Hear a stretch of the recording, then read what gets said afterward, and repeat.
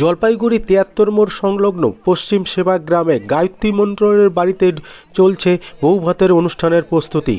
আগামীকাল বৌভাতের অনুষ্ঠান থাকায় ব্যস্ততা তুঙ্গে, কিন্তু তারই মাঝে ঘটল এমনই এক ঘটনা যাকে দেখে ডেকোরেশনের কাজ লাটে উঠেছে।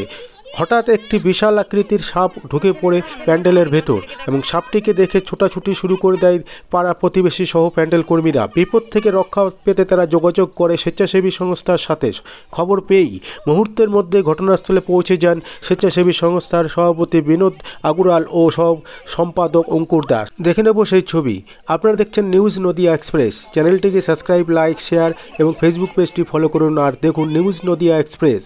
আসুন বাড়ির লোকের কি বলছে শুনে নেব।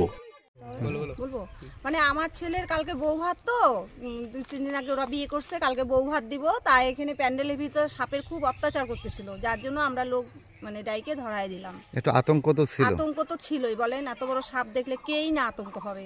তো এখন তো আতঙ্ক মুক্ত। এখন একটু আতঙ্ক মুক্ত মানে হলাম। কি মনে হচ্ছিল যে বিয়ের অনুষ্ঠানই করা যাবে না, বৌভাত অনুষ্ঠান? হ্যাঁ, ওটা আমরা সবাই ভয় পাইছিলাম যে কি হবে, কাজ করতে পারতেছিলাম আতঙ্ক। এখন আতঙ্কটা থেকে মুক্ত হইলাম, ভালো লাগলো।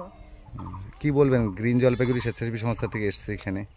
ভালো লাগলো যে মানে ডাকার সাথে সাথে ওনারা চলে আসছে, সহযোগিতা করলো, এতক্ষণই খুব ভালো লাগলো এই জিনিসটা। আপনার নাম এবং গ্রামের নাম? ফোন করার পরে ওনারা দেরি করেন নাই, চলে আসছেন।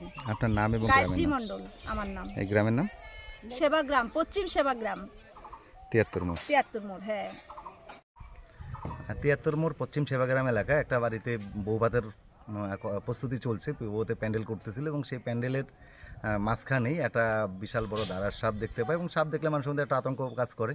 তো দাঁড়ার যে সেটাও মানুষের মধ্যে তারা ভুল বার্তা আছেই যে এটা বিষাক্ত, সেক্ষেত্রে একটা আতঙ্কের পরিবেশ তৈরি হয়েছিল। খবর পেয়ে আমরা গ্রিন জলপাইগুড়ির পক্ষ থেকে আমি সম্পাদক অঙ্কুর দাস এবং আমাদের সভাপতি বিনোদ আগরওয়াল ছুটে আসি এবং সাপটাকে উদ্ধার করতে পেরেছি এবং লোকগুলো আতঙ্কমুক্ত হয়েছে, এটা ভালো লাগছে।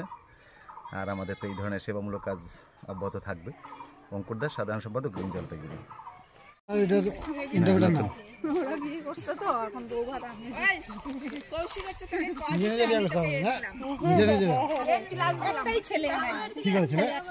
ছেলে